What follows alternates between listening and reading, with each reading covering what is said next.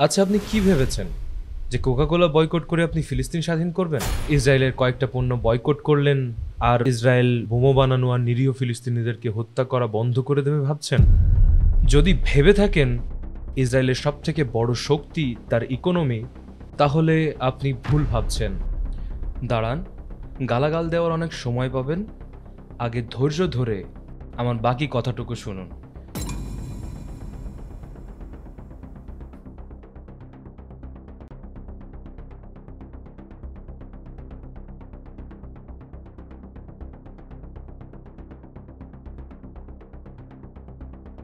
তর্কের খাতিরে আপনি বলতেই পারেন যে ইসরায়েলের শুধুমাত্র কোকাকোলা নয়, সব পণ্য বয়কট করব। তাহলে চলুন আপনাদের সুবিধার্থে লিস্ট করা যাক। কোকাকোলা, নেসলে, ইউনিলিভার, পেপসিকো মোটামুটি বাংলাদেশের সবথেকে বড় বেস কোম্পানি, যাদের মেজরিটি শেয়ার ওদের। এখন কোকাকোলার প্রোডাক্ট হচ্ছে Coca Cola, Fanta, Sprite Kinley Coke Studio, নেসলের Nido, Lactogen, Cerelac, Nescafe, Milo, Maggi, KitKat, স্মার্টিস।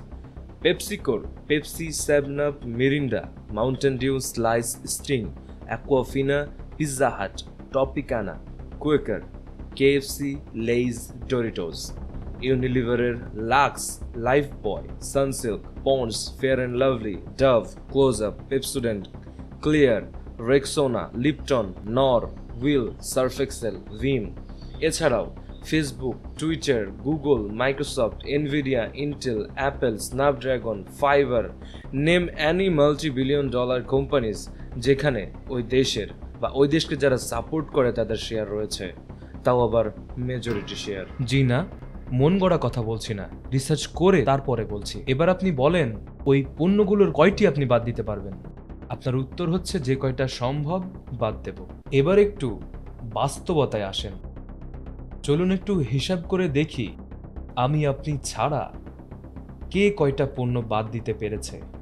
একটি জরিপ করলে দেখা যাবে দেশের শতকরা ৩৫% প্রাপ্তবয়স্ক শিক্ষিত ব্যক্তিরই ফিলিস্তিন নিয়ে কোনো মাথা ব্যথা নেই।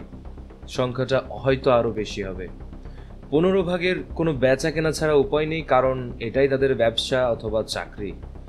আর ১৫% অল্টারনেটিভ দেশি পণ্য পাইলে কেনে, আর না হইলে ওইটাই কেনে। ৫% কোক ছাড়া অন্য কিছুর নামই জানে না। ৫% হুদাই চিল্লায় যখন যেই টপিক পাই, আর বয়কটের পোস্টে যে কমেন্ট করে আগে ফেসবুক বয়কট করেন। আর বাকি যে ২৫% রয়েছে তারা হয়তো চরমভাবে সতর্ক ওই দেশের প্রোডাক্টগুলো নিয়ে। যাই হোক, লিস্টটা মনে রেখেন, যথাসম্ভব বয়কট করার চেষ্টা করবেন। এবার আসেন একটু স্বপ্ন দেখি। আমরা বাংলাদেশের সবাই মিলে যদি একসাথে ইসরায়েলের সমস্ত পণ্যগুলো বয়কট করা শুরু করি, তাহলে ইসরায়েলের কতটা ক্ষতি হবে? বিশ্বাস করেন ভাই, উত্তরটা শোনার পরে আপনি হতাশই হবেন, কারণ ইসরায়েলের খুব একটা লক্ষণীয় কোনো ক্ষতি হবে না। এখনই গালাগাল দিয়েন না, আরেকটু শোনেন। আপনি যদি একবার ইসরায়েল নিয়ে ঘাটাঘাটি শুরু করেন, তাহলে রীতিমতো আপনার মাথা খারাপ হয়ে যাবে। আপনার বিশ্বাস করতে কষ্ট হবে যে কয়েকদিন আগে যে রাষ্ট্রটার কোনো অস্তিত্বই ছিল না, যে জাতিটা প্রায় নিশ্চিহ্ন হয়ে গেছিল, সেই জাতিটা কিভাবে এই অল্প সময়ের মধ্যে এত শক্তিশালী হয়ে উঠল। জানি আপনার ইতিহাস শোনার বা পড়ার মতো অত সময় নেই, আর আমিও আপনার এখন ইতিহাস পড়িয়ে ধৈর্যের পরীক্ষা নেব না। তবে সময় পেলে একটু ইতিহাস ঘেটে পড়ে নিয়েন। তাও আমি চেষ্টা করছি একটু টাচ দিয়ে যাওয়া। রথশাইল্ড ফ্যামিলি নাম না শুনে থাকলে গুগল করে নিয়েন। তাদেরকে বর্তমানের সুদভিত্তিক ব্যাংকিং সিস্টেমের জন্মদাতা বললে ভুল হবে না, যেটাতে আমি আপনি গলা পর্যন্ত ডুবে আছি, আর হয়তো মরার আগ পর্যন্ত বেরোতে পারবো না। হলিউডের মুভি না দেখলে তো আবার লোকে এখন খ্যাত বলে। হলিউডের মেজরিটি দখলদার এই জাতি। সিলিকন ভ্যালি কিংবা বড় বড় টেক জায়েন্ট তৈরির নেপথ্যও এরাই। ফ্যাশন ইন্ডাস্ট্রিও এদের ছায়াতলেই। ক্যালভিন ক্লেইন, লিভাইস সহ আরও শখানেক মাল্টি-বিলিয়ন ডলারের ফ্যাশন অ্যান্ড কসমেটিক্স কোম্পানির মালিক জুইশ বা জুইশ আমেরিকানরা। এছাড়াও rock culture, pop culture, LGBTQ ইত্যাদি কালচার তৈরিতেও তাদের অবদান অবিস্মরণীয়। এন্টারটেইনমেন্টের নামে যে খেলা দেখছেন, গান শুনছেন, সিনেমা দেখছেন, আর ওদের তৈরি কালচারে গিলছেন, আর ওদের ব্যাংক ব্যালেন্স বাড়াচ্ছেন। ব্ল্যাকরক, ভ্যানগার্ডের মতো জায়ান্ট ইনভেস্টিং কোম্পানিও তাদেরই। একটি নিশ্চিহ্ন হয়ে যাওয়া জাতি কিভাবে এত শক্তিশালী হলো জানতে চান? জ্ঞান, ঐক্য আর স্থির লক্ষ্যর মাধ্যমে। তারা যে ফিলিস্তিনকে দখল করবে এটা নীল নকশা কয়েকশো বছর আগেই নিরূপণ করা হয়েছিল, আর সেই লক্ষ্যেই তারা কাজ করে চলেছে। অপছন্দনীয় হলেও বাস্তব এটাই যে জ্ঞান, ঐক্য এবং স্থির লক্ষ্য তিনটা জিনিসেরই বর্তমানে আমাদের অভাব রয়েছে। এখন আপনার মনে প্রশ্ন আসতেই পারে যে তাহলে কি বয়কট করে কোনো লাভ নেই? বয়কট করব না? আসল সমাধানটা কোথায়? এবার আসুন আসল সমাধানের খোঁজ করা যাক।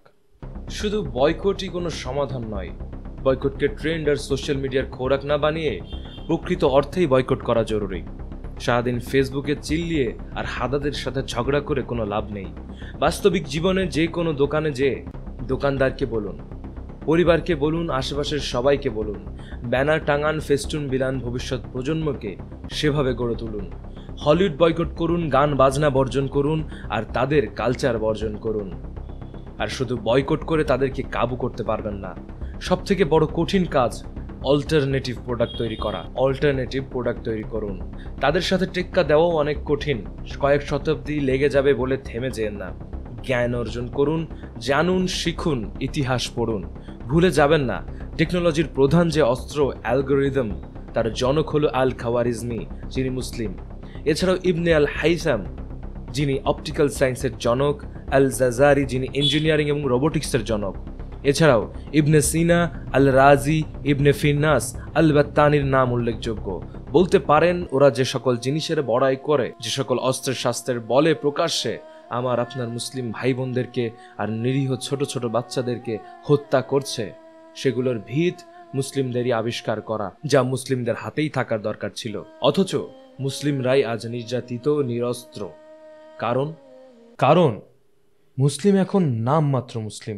মুসলিম আজ জ্ঞান অর্জনকে গুরুত্ব দেয় না। গুরুত্বপূর্ণ এখন সিনেমা, নাচ, গান, খেলাধুলা। মুসলিম এখন একতাকে প্রাধান্য দেয় না, প্রাধান্য এখন নিজের চিন্তাকে প্রতিষ্ঠিত করার। মুসলিমের কাছে সুন্নাহ পরে, আগে ফ্যাশন ট্রেন্ডস। মুসলিমের কাছে নামাজ পরে, আগে আড্ডা আর ফ্রেন্ডস। মুসলিম এখন নাম মাত্র মুসলিম। বয়কট ফরজ নয়, নামাজ ফরজ। আল্লাহর বান্দাদের হক আদায় করা ফরজ। এসব বললে অবশ্য ইহুদিদের দালাল বয়কটের বিপক্ষে হেন তেন বলতেই পারেন। তাও বলি, বয়কট করতে পারেন আর না পারেন, একজন ভালো মুসলমান হওয়ার চেষ্টা করুন। আমরা যদি ইসলামের বিধিনিষেধগুলো পরিপূর্ণভাবে মেনে চলতে পারি, তাহলে অনেক সমস্যারই সমাধান করা সম্ভব। এখন যদি জিজ্ঞেস করেন কিভাবে, উত্তরটা হচ্ছে ওদের তৈরি করা বেশিরভাগ প্রোডাক্টই মুসলমানদেরকে পথভ্রষ্ট করার জন্য তৈরি করা হয়েছে। এক কথায় ইসলামের যত হারাম বিষয় রয়েছে সবকিছুই ওরা আস্তে আস্তে আমাদের নিয়মিত ভোগ্য পণ্যে রূপান্তরিত করেছে। এবার হয়তো আমাকে গালাগাল দেওয়া শুরুই করে দিয়েছেন। জানি গালাগাল খাবো, কারণ সত্য যে তিতা। তাও বলি, সর্বোপরি সমাধান একটাই, ঈমান ও আকীদায় বলিষ্ঠ হতে হবে।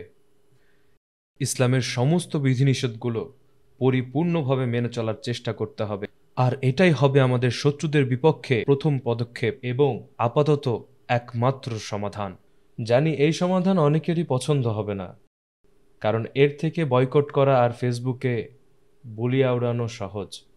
তাও যদি ভিডিওর একটি কথাও আপনার কাজে লেগে থাকে বা অন্য কারো কাজে আসতে পারে বলে আপনার মনে হয়, ভিডিওটির শেয়ার করার অনুরোধ রইল। আর ভিডিওটি এতক্ষণ ধৈর্য ধরে দেখার জন্য অসংখ্য ধন্যবাদ। জাযাকাল্লাহু খায়র। আসসালামু আলাইকুম।